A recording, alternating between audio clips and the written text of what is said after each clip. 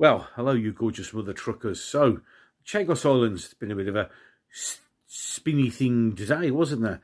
1 minute it's blocked by a rarity, a judge who actually cares about British people and British values. Although, what are British values? That's for another video.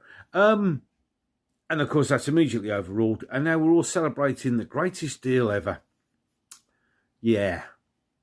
Which kind of explains and demonstrates in a very easy way how dumb, stupid and idiotic our Labour government are.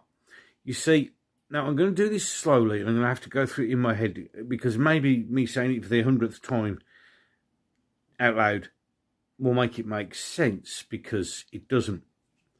So we had an island, the Chagos Islands, which we, for some unknown reason, decided to give back to Mauritius, who didn't want them and didn't own them in the first place. But without discussing it with Parliament and without even discussing it with the people who live on those islands. So we've given it back to Mauritius. Now, the problem is there's a shared UK-US military, well, it's mainly US, let's be brutally honest, military bases on that island to protect the area from the Chinese influence, even though we've just given the islands to a country who's bedfellows with China. Hold on, I haven't finished yet.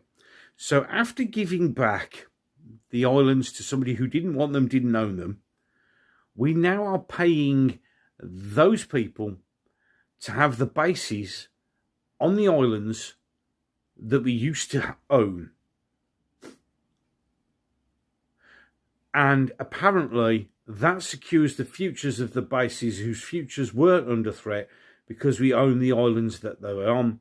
But we've given them back to somebody who didn't want them. And now we're going to pay billions of pounds over the next 100 years. Brilliant deal. Over the next 100 years for the bases on the islands that we used to use. And you wonder why the country's screwed. Any case, until the next one.